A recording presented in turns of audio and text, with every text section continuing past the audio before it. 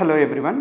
ఇప్పుడు మనం blood cancer పేషెంట్స్‌లో ఎలాంటి బ్లడ్ ప్రొడక్ట్స్ అంటే రక్తం గానీ, తెల్ల రక్త కణాలు గానీ, ప్లేట్లెట్స్ గానీ ఎలాంటివి ఇవ్వాలి అన్న టాపిక్ గురించి మాట్లాడుకుందాము. మనం మామూలుగా ఏంటంటే నార్మల్ పేషెంట్స్‌కి రక్తం ఇచ్చినప్పుడు ప్యాక్డ్ రెడ్ సెల్స్ గానీ, ర్యాండమ్ డోనార్ ప్లేట్లెట్స్ గానీ, సింగిల్ డోనార్ ప్లేట్లెట్స్ గానీ ఇలాంటివి ఇస్తా ఉంటాము. సో ఇప్పుడు మనం ఈ బ్లడ్ క్యాన్సర్ పేషెంట్స్ వచ్చేసరికి ఏంటంటే వాళ్ళ ఇమ్యూనిటీ చాలా తక్కువగా ఉంటుంది.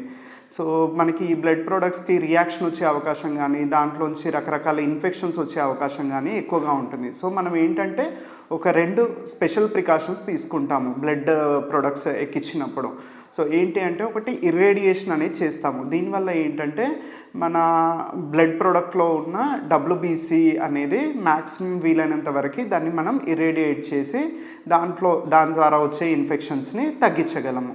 సెకండ్ ఏంటి అంటే ల్యూకోడిప్లీషన్ అనే ఇంకొక స్పెషల్ ప్రొసీజర్ చేస్తాము. దీనివల్ల కూడా మనకి డబ్ల్యూబీసీ అనేది బ్లడ్ ప్రొడక్ట్స్‌లో చాలా తగ్గుతుంది. డబ్ల్యూబీసీ కంటామినేషన్ అనేది తగ్గుతుంది. సో దీనివల్ల మనకి ఇన్ఫెక్షన్స్ కానీ, అలర్జిక్ రియాక్షన్స్ కానీ, వేరే ఏమైనా ఫ్యూచర్‌లో గ్రాఫ్ట్ వర్సెస్ హోస్ట్ డిసీజ్ కానీ ఇట్లాంటివి వచ్చే అవకాశం తగ్గుతుంది. సో ఎప్పుడు కానీ మనం గుర్తుపెట్టుకోవాల్సింది ఏంటి అంటే బ్లడ్ క్యాన్సర్ పేషెంట్స్‌కి ట్రీట్మెంట్ జరుగుతున్నప్పుడు కానీ, ఫ్యూచర్‌లో blood borne marrow transplantation plan చేస్తున్నప్పుడు కానీ ఏ బ్లడ్ ప్రొడక్ట్స్ ఇచ్చినా ఇర్రేడియేషన్ అండ్ ల్యూకోడిప్లీషన్ ఈ 2 స్పెషల్ ప్రొసీజర్ చేసి మాత్రమే తీసుకోవాలి.